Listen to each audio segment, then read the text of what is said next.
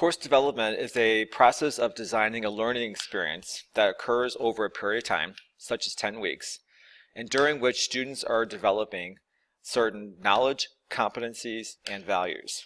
It's an intentional process. We determine what it is that we want students to learn. We sequence events in a way that helps students to develop that knowledge, competencies, and values. We plan activities through which students are able to acquire and practice and apply that knowledge, competencies, and those values. And then we determine how we're going to assess whether or not students have actually learned those knowledges and competencies and values. Let's take an example of you as a subject matter expert being selected to create a new car. The road here determines or defines the whole path of the process. So let's say that you're designing this car.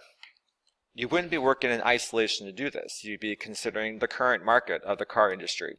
You'd be considering the expectations of drivers today. You would consider the relationship between that car and other systems in which that car interacts. You would be considering how technology has changed over time and will change in the future, and how that affords us the possibility of being able to do things in car design that perhaps we were not able to do in the past. And then what opportunities do we have to influence the future in how we design this car? Same thing works for course development. As a subject matter expert, you've been hired because you have expertise in a particular content. You also will consider what's the current market of that profession. What are the trends? What are the things that are happening? And how should we represent that in that course design? You'll consider what are the expectations of our students. One thing, our students are more mobile and they want to be able to access resources and so forth on their mobile devices.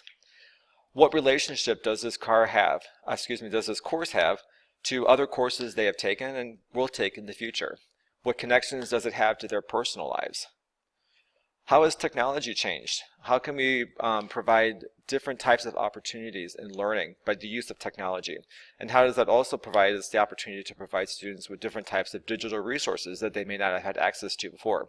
And finally, what opportunities do we have in the design of this course that can influence future learning? Just like as a car designer, you'll be going through four parts. The first part is you conceptualize. So before you even begin thinking about the different parts of the car or what the car is going to do, we start to just think big picture. How does this car or how does this course fit into the bigger picture of the program? What value does it add? How does it contribute to helping students acquire the knowledge and the competencies and the values that as a program we want students to graduate with?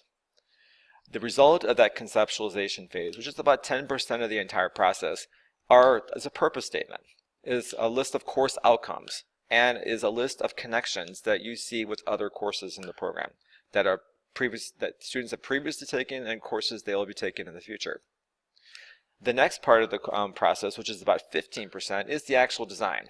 And here's how we start to think about sequencing that learning or organizing that course in a way that represents as much as possible an authentic experience for what a person in that profession would actually do. How does a person in that profession think? How do they use that knowledge and those skills in some way?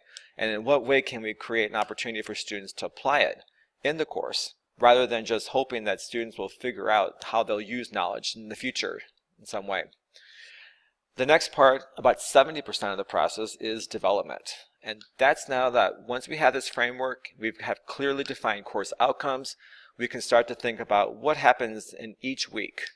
What learning experiences and assessment experiences are we going to provide students, and what resources do we need to provide so that students have multiple opportunities to acquire, practice, and apply that knowledge and those competencies in the course. Finally, we want to give students an opportunity, give our students opportunity to experience the course, and we want to collect some information about that student's experience and the instructor's experience and make some revisions. So there's a quality assurance process during which the course runs for the first time. And that ends up being about 5% of the entire process. We look back at all that feedback, and then we go back and we make some revisions to that course. Just like a car designer, you won't need to be working by yourself. If you're a part-time subject matter expert or part-time employee, you'll be partnered up with a full-time faculty member who will help give you insight into the big picture of the program. including our general education program. You'll also be partnering with your dean, and the dean also has the big picture in mind. He or she knows what it is that the program is trying to accomplish and what we want students to leave the program being able to know and do. In addition, you'll be partnering with my team. I'm the project lead for the entire course development process.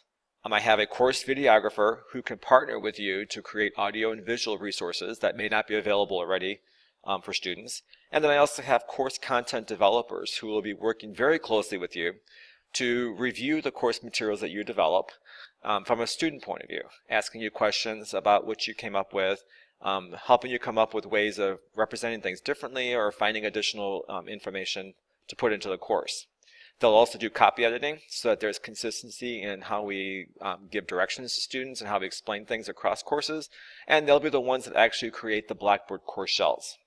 In fact, that is the end result of this entire process, is a master course site for the on-ground version of this course and the online version.